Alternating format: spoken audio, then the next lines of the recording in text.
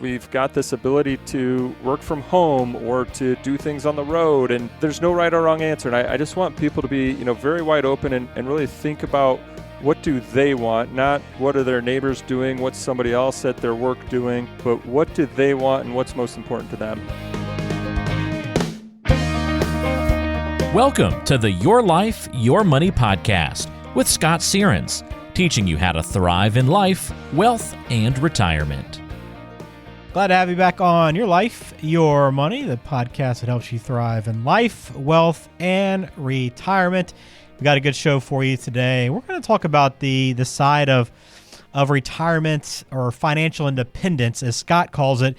That's not the financial side, right? The life side. What are you going to be doing with your time, with your energy, that side of that? So that is part of the planning process that goes into your retirement as well. So we want to make sure we're talking about all aspects of the planning process. And today it's all about living the dream, how you're planning for that non-financial, the life side of financial independence. Scott, how you doing today? Ben, I'm doing great. I look forward to today's conversation. I guess part of it is I'd really challenge people to write down some of these questions that we're going to throw out there, and really take some time to ask themselves these questions and what do they think their answers are? Because I find a lot of times, right, we can get so carried away with our work life and just what we're doing in work that a lot of times we don't sit down to think about the life side of things and some of the questions that we're going to talk about today. So I'm excited. I'll challenge everybody, grab a pen and paper. I think we'll have a lot of good questions that you're going to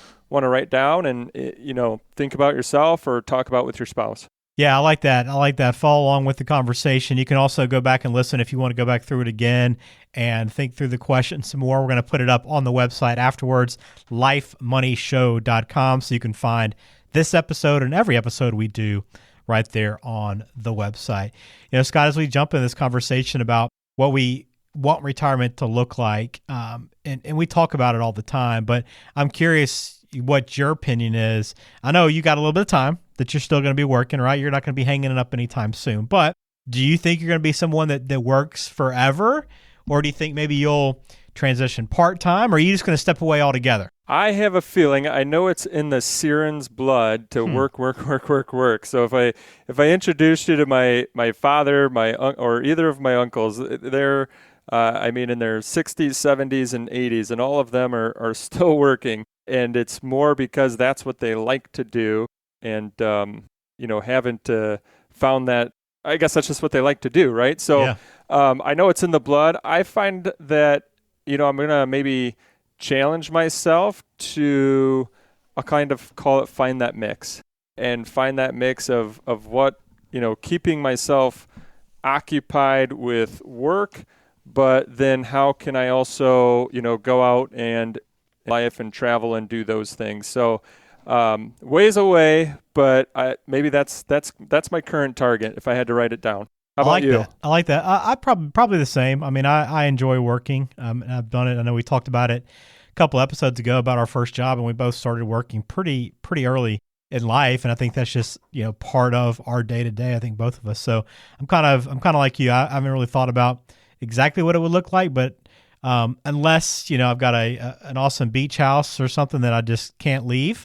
Maybe I'll fully retire at that point. But even then, we live in an age now, Scott, where you can work anywhere, right? So right. Whether you have a lake work house, anywhere, a work home, from home, you could just sit out on the beach with your laptop. You'd be good to go. Yeah, you can go out to the lake and hang out, whatever it is. You have an opportunity to work. So it is definitely different for us now going into retirement than it was for our parents, because they had to go into an office, a physical place to work where we could actually continue to do whatever we want to wherever we are. So it does change up what retirement can look like for a lot of people. But when we pitched this conversation and you threw this topic out to me for the podcast, you called it financial independence. You didn't say retirement. So am I using a dirty word right now? Why are we not using the word retirement? Well, it's not a dirty word, but I'm finding more and more exactly what we're talking about today. As clients come in and sit down, there's a lot of them that have enjoyed what they do, or they really don't want to retire. They want to go and, maybe take a break from what they're currently doing, but then go and work part-time somewhere else. or, put in a few hours here, a few hours there, and then go and enjoy the rest of their time. And so I guess why I called it financial independence is because, I'm really seeing that not everybody really wants to retire. And I find what their goal is to just have financial independence, meaning that financially they are okay, that if they weren't working, they'd be just fine. But if they want to work part-time, that's fine too. And they can achieve, all the other things that they want to do as well, whether that's support their children or grandchildren, go on vacations. So not a dirty little word. There's lots of people I know that still want to just, hang up that work towel, call it good, and go on to their vacation goals and dreams. But I'm also seeing a lot of people that just want to know that, hey, financially, they are okay to go and do whatever they want. And that includes some of them just want to continue to put in hours at their current job or go and get a part-time job somewhere else and just do things a little bit differently in life.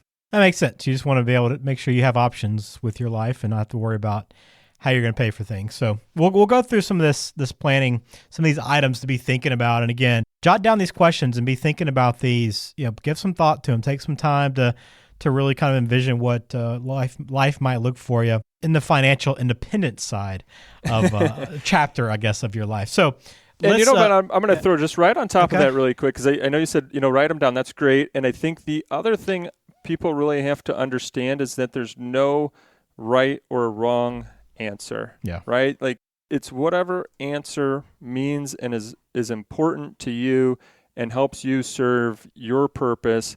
That's the right answer. But there's no right or wrong answer. And whatever you write down, just because you wrote it down today, it can always change. And that's the beauty of of life. That's the beauty of the financial world as things change, as times change, like you mentioned, right? As now all of a sudden we've got this ability to work from home or to do things on the road, and there's no right or wrong answer. And I just want people to be, very wide open and really think about what do they want, not what are their neighbors doing, what's somebody else at their work doing, but what do they want and what's most important to them. Yeah, great point. It is not a right or wrong. It's more or less, hey, think about these things. Whatever your answers might be, we can plan for them. So it's important that you kind of have an idea of what things might look like. So let's start off with this one, Scott. We kind of touched on it. Whether or not you're going to fully retire or work part-time, why is it important to be thinking through this question? I think it helps give you some targets in life of, where are you headed?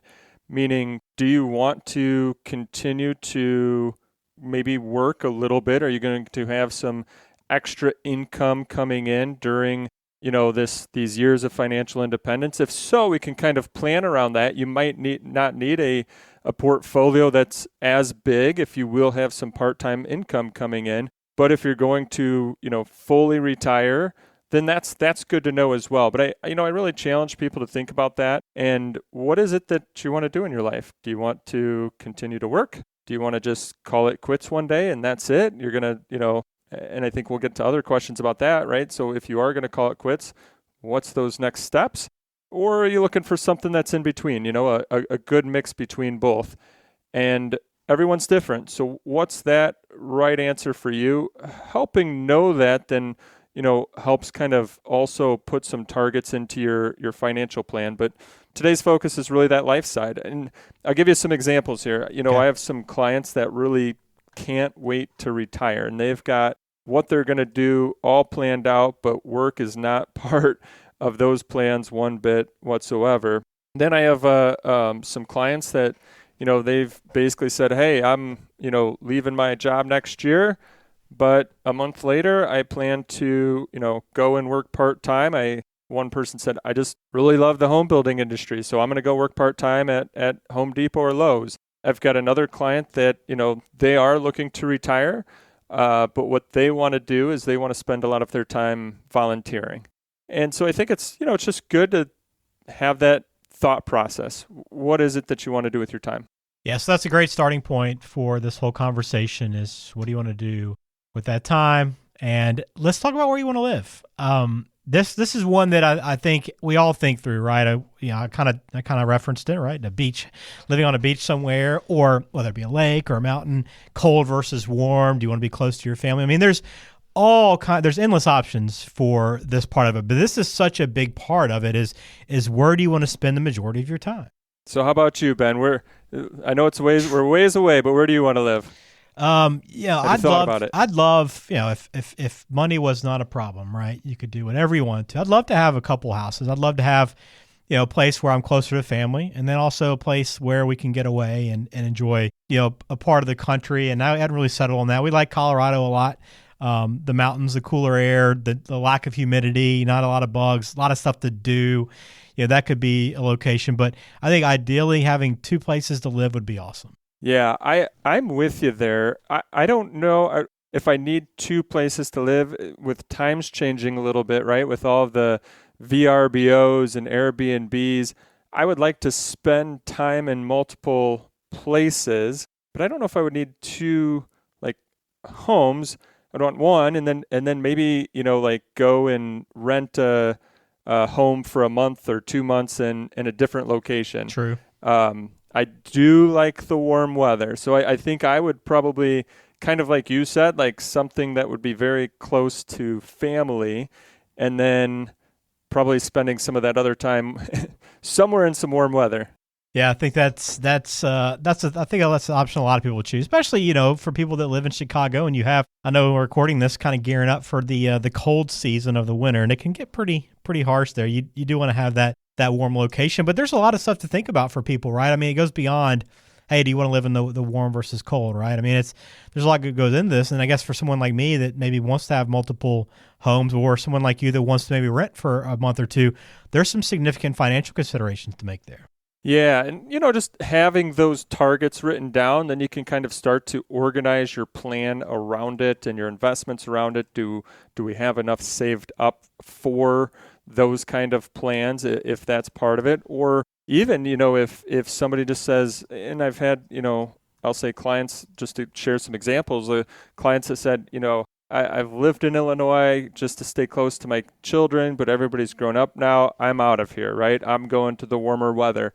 And just even if you're only going to have one home, but you're going to move at some point in time, it's important to know, what those moving costs will be. Have you started to look at homes in the, new area where you're potentially going to live? That takes time. And maybe you schedule some vacations to do that. I have a couple that just got from Arizona, and that's what they were doing. They're spending time out there, understanding the different neighborhoods where they'd want to potentially live.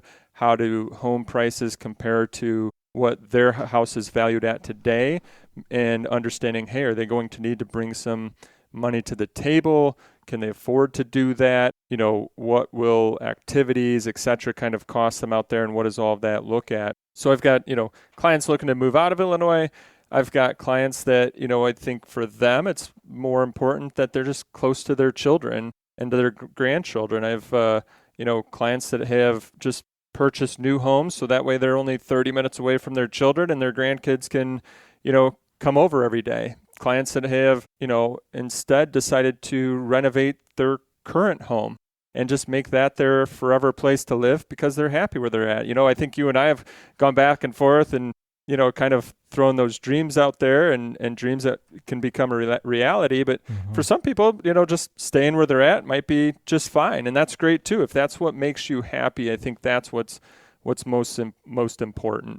And I've got folks that, have two homes, and then I've got folks that, they've got their home in a location that they love. And then they kind of like I was talking about, they plan to go spend, a couple months in a Airbnb at one location this year, and then next year they're going to go try out a whole new location so they can live and experience, all the different parts of our beautiful country. So I think there's a lot of options out there for people, but it's important to sit down and have that discussion and have that understanding of where do you want to live, and if there's movement, renovation, multiple houses is part of that thought process, then it's something that you want to kind of start to put into your financial plan to make sure you're prepared for it. All right, what about the people you're going to be around? Who do you kind of picture yourself hanging out with is a question to be thinking through. And what would maybe your social circle, what is that going to consist of? Why is this important, Scott? I know we always think about places and stuff, but I guess we don't always kind of think through the people we'll be surrounded by. I'll share a quick story with you. Maybe it kind of relates, but let's see. When I joined the working world, graduated from college, joined the working world, my father always had a motorcycle. He taught me how to ride motorcycles, and I wanted a Harley. I wanted a Harley really bad. And so what I do, I went out, bought a Harley, brought it up to where I was living, and then I realized I didn't know anybody with a Harley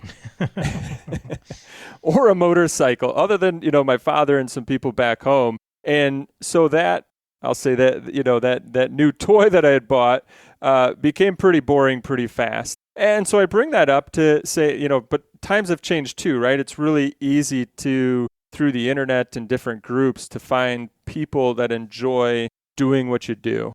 But, I think it's important to think through this. Some people are just very, very close to their friends. That's where their social life comes from. And so I think it's, while you're making these decisions for yourself, it's important to think about, hey, where are your friends located? Does that matter to you? Maybe so, maybe not. And are you okay meeting new people or not? And so I think all of that, kind of plays in as you're kind of looking at those future years of your life. I've got one client here that they're part of a local group, and this local group plans like multiple trips a year, and then they're continuously meeting new people through that group. So I guess everybody's different, and you can put as much weight on this question as you want, but I think it's still important to, think about. Yeah, definitely. It is very important to think about. And we got the kind of the where, maybe some of the who in this discussion. How about some of the what? So let's talk about maybe what you're going to be doing with your time. What kind of activities will you be using to kind of fill up an average day? And there's a lot of different options here, whether it be you're still working or, chasing a passion, volunteering, helping out a great cause that's really close to you. I know you had a conversation with Big Brothers, Big Sisters, and that's close to you, but we all kind of have, an organization that we really support, or, whether it be golf or travel activity. There's a lot that you can do, but be thinking about the activities. Absolutely. Now, so Ben, if you were just to, say, hey, I'm going to retire today, what do you think your activities would be? I think a little bit of mix of work, like we talked about. Yep.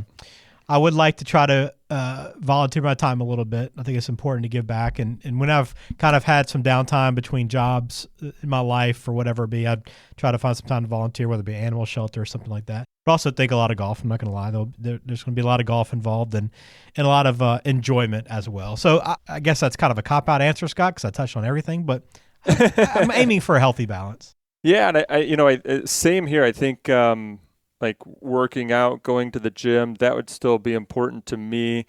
My golf game definitely needs some improvement, and I'd want to spend some time on that. And as you mentioned, Big Brothers, Big Sisters, and I'd want to get involved in some other organizations. I think the point comes here, and I know we're going to break this down into multiple questions, and maybe we can kind of talk about this now, but yeah.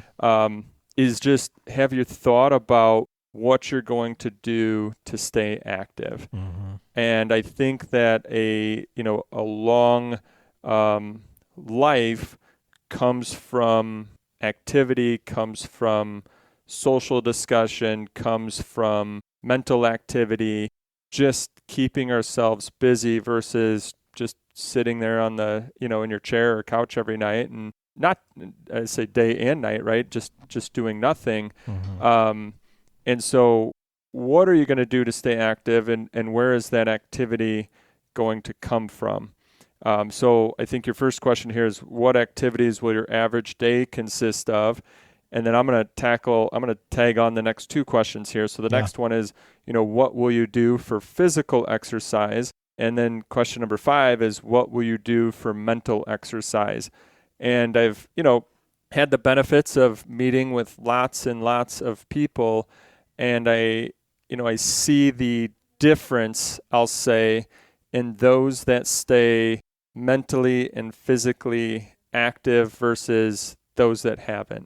And so I'd really, push everyone and stress to everyone to sit down, think about it, not only just from what are some of those fun activities? Yeah, I could say I'm going to golf, but I'm sure golf will, get boring, and not going to be able to do it every day, but maybe you can start to kind of schedule out, hey, here's what I'm going to do to keep myself active. And like you said, Ben, I think this is why some people, it's not retirement, it's financial independence, because they might not have a whole list of activities that, they like to do. They might not like to golf or fish or garden.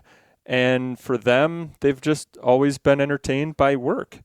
And hey, if that's what keeps you mentally and physically active, great. By all means, continue to do what makes you happy. But I think this is a really important one to think about, to understand what you're going to schedule in your day, in your month, and kind of throughout the rest of your life there. Yeah, for both scheduling and just to make sure that you are taking care of your health, because that's we all think about money and we all prioritize having enough to be financially independent, but it won't matter if we don't take care of our bodies and our minds. So that is why it's such an important part of the planning process to be thinking about that and figuring out how you will account for that. And kind of along the same lines too, Scott, is travel. I mean, this is a very stereotypical retirement activity, right?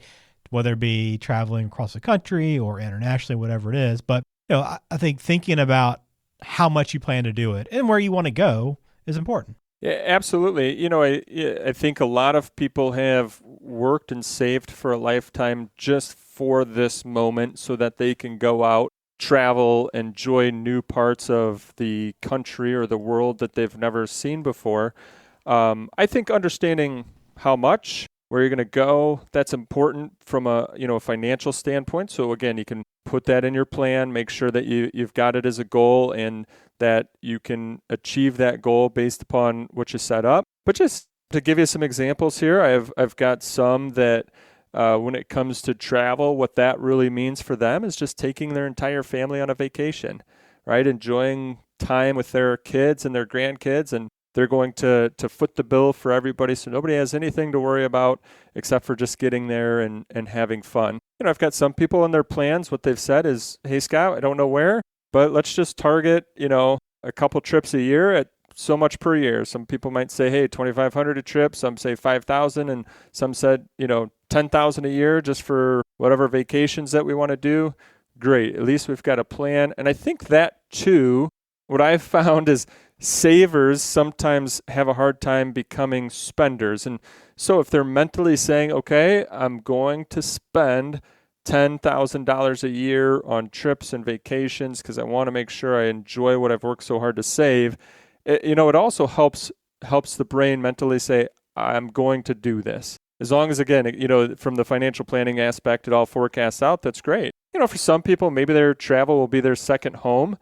And then I've got other clients where for them, what's important is, they're not necessarily big into travel, but they might have like a special birthday coming up or anniversary coming up, and they want to, do like a big European trip for that. So I think, again, just a great question. Sit down, think about it. Does this apply to you or not? And if it does, how much do you need to put in your plan to make it all happen? Yes, a lot of things to think through for how you're going to spend your time. Let's talk about legacy. Another aspect of the plan. When you're building the savings account, are you thinking about just having that for yourself and maybe for your family right now, or do you want to actually leave something to your children or to an organization or to other people to leave that legacy behind? Yeah, and Ben, there's like we said, for all of these, there's no right or wrong answer to any of these questions. But I do find that, some clients are looking to build not only to achieve financial independence for themselves, but they also want to continue to set future generations up as well to be financially independent. And they want to determine, how to do that so all of those generations respect the money that was saved up and being passed along. So if this is something that's important to you, it's good to know, it's good to write down, and it's good to talk to your financial advisor about, so that way it can happen, not only just to know about it to make it happen, but to make it happen also in the most tax efficient way possible. Yeah, that's the key, to be able to leave as much as you can, right, to those that you want to leave a legacy to.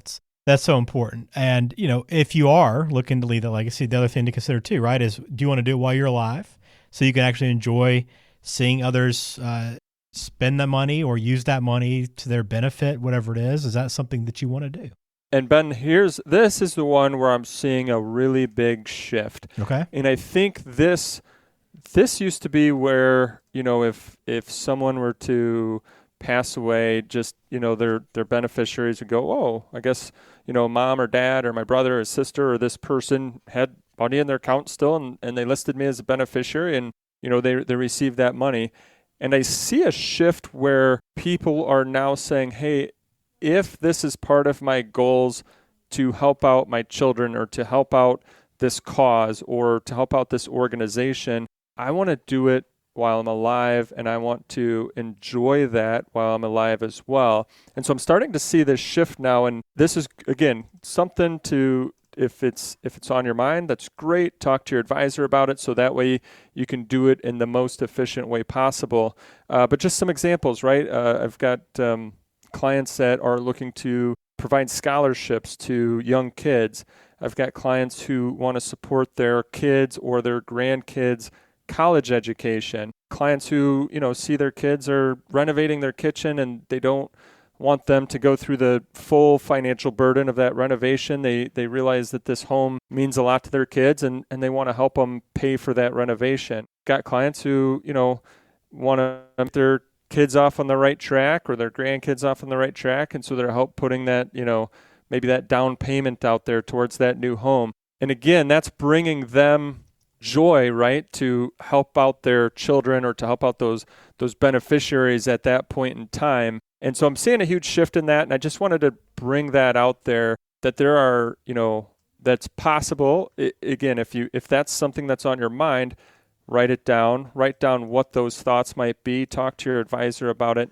And so that way you're doing it in not only the most tax efficient manner, but you also want to make sure first that you're not going to put your plan at harm. So I think it's always important, hey, am I okay? Is my plan going to be okay? And then if so, here's some things that I want to do to help out others. Yeah, some great things to be thinking about there as well. And, this is kind of, this probably doesn't cover everything, Scott, that people should be thinking about, but it's a great starting point for, planning for the non-financial side of financial independence. And, we list all these questions and we talk through them all, but I guess the way we should wrap this up is, how do we actually make this happen, Scott? How do we make our dreams and our goals and our vision actually come true? So I think in steps, but the number one thing in all of it is communication, right? So going back, listening to the questions or going to the show notes, writing down these questions, but then writing down your answers to them. And it's the communication with your spouse about the question. What are your thoughts in regards to the question? And it's okay, even as spouses, right, to have different answers. And then that's where you get to kind of decide on compromise and where you want to go or what you want to do. Maybe it's just communication with your family. And I think really important, because like I say, you want to make sure your plan's intact first, and then, start prioritizing these different items, but it's communication with your advisor. A lot of what we do through our process is making sure that the base plan is in order, right? People can live that lifestyle that they so choose to live.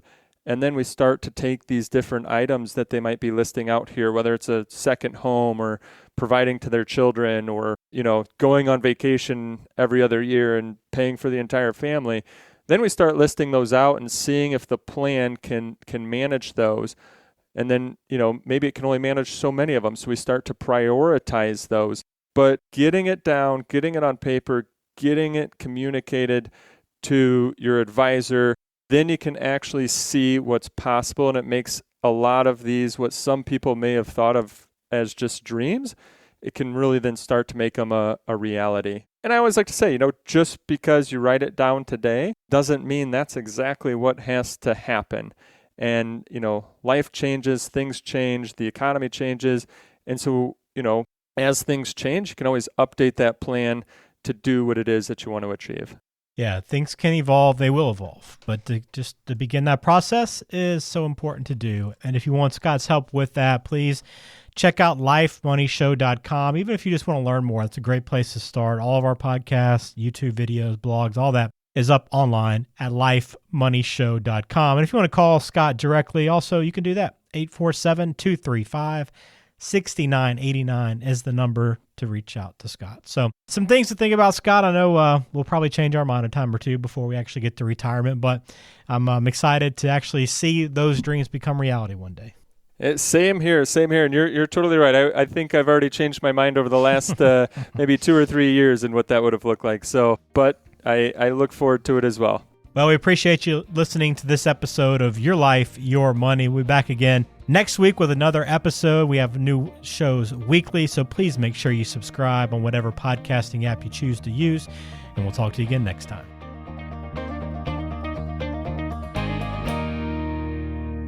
Sierens Financial Group is an independent financial services firm that utilizes a variety of investment and insurance products. Investment advisory services offered only by duly registered individuals through AE Wealth Management, LLC. AE Wealth Management and Sierens Financial Group, Inc. are not affiliated companies. Investing involves risk, including the potential loss of principal. Any references to protection, safety, or lifetime income generally refer to fixed insurance products, never securities or investments. Insurance guarantees are backed by the financial strength and claims-paying abilities of the issuing carrier. This podcast is intended for informational purposes only. It is not intended to be used as the sole basis for financial decisions, nor should it be construed as advice designed to meet the particular needs of an individual's situation. Sierens Financial Group, Inc. is not permitted to offer, and no statement made during this show shall constitute tax or legal advice. Our firm is not affiliated with or endorsed by the U.S. government or any governmental agency. The information and opinions contained herein, provided by third parties, have been obtained from sources believed to be reliable, but accuracy and completeness cannot be guaranteed by Sierens Financial Group, Inc.